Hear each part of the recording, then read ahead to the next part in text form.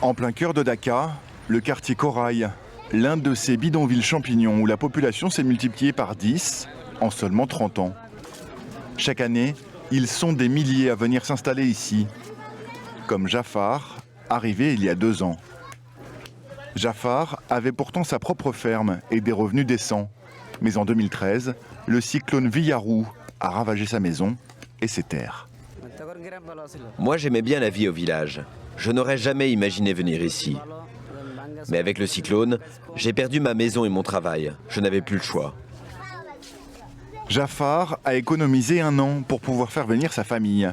Il a aujourd'hui son petit commerce et loue ce minuscule abri de tôle. Là, c'est le coin où on range nos affaires, les habits et mes outils. Et puis c'est là qu'on dort. Comme Jafar et sa famille, il serait déjà un demi-million. 500 000 personnes poussées par le réchauffement climatique des campagnes du Bangladesh vers les bidonvilles de la capitale. Mon village est très beau, mais les gens s'en vont tous. J'ai même retrouvé des amis ici. Mais la vie est beaucoup plus dure dans la ville. Je voudrais qu'on économise pour repartir là-bas. Au sud du pays, nous sommes allés à la rencontre de ceux qui sont en première ligne du réchauffement de la planète. Là où les maisons ressemblent à des embarcations à la dérive et leurs habitants à des naufragés. Ici, la population a toujours été confrontée aux excès du climat, mais la fréquence des cyclones a changé la donne. Il y a un demi-siècle, un typhon tous les 20 ans. Aujourd'hui, tous les 2 ans en moyenne. Kalpana élève ses 3 enfants au rythme de ces violents caprices de la nature et de la lente et inexorable montée des eaux. Avant, on habitait de l'autre côté, mais il y a eu un ouragan. Alors, on s'est installé par là, un peu plus loin. Mais la maison a été détruite par la rivière. La montée des eaux, l'autre conséquence du réchauffement. Ce village est d'ailleurs construit sur un ancien cimetière chrétien, désormais inondé. On estime que 20 à 30 millions de Bangladais comme Kalpana seront réfugiés climatiques d'ici 2050. La vie en état d'urgence permanent.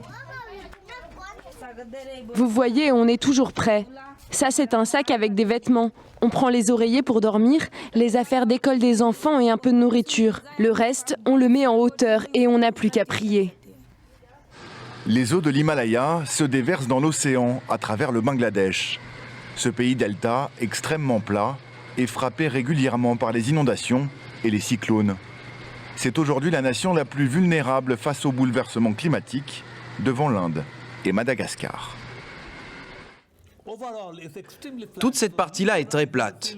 Et une légère élévation de la mer implique une pénétration massive d'eau. Cette ligne montre la zone qui est seulement à 1 mètre au-dessus du niveau de la mer. Donc tout ça sera inondé par l'eau salée. Le Bangladesh, un pays qui s'efface et se salinise. Les scientifiques ont eu beau développer une variété de riz résistantes au sel, les taux de sodium dans la terre deviennent trop importants et rendent les sols stériles. Il y a encore 10 ans, le père de Khalid cultivait ici des dizaines d'hectares de rizières. Cela lui est désormais impossible. Il s'est reconverti dans l'élevage de poissons. Ici, on n'arrive plus à avoir de l'eau douce. Donc on ne peut pas cultiver de riz ou de légumes comme avant. Dans la région, vous ne trouverez que du poisson et de la crevette. À perte de vue, des bassins d'élevage et des millions de litres d'eau salée qui ne font qu'accélérer ce processus de salinisation jusqu'en profondeur. À Mongla, un village pourtant à plus de 50 km des côtes, la nappe phréatique est contaminée par le sel et l'eau potable est devenue un combat quotidien. Vous voyez ce qu'on est obligé de faire? Ça, c'est de l'eau qu'on achète. Mais cette eau n'est même pas potable. Il faut qu'on utilise ces cristaux chimiques pour qu'elle devienne inoffensive.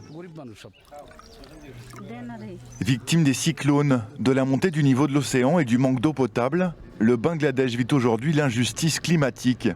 Alors qu'un occidental génère souvent plus de 10 tonnes de CO2 par an, un Bangladais en produit 100 fois moins.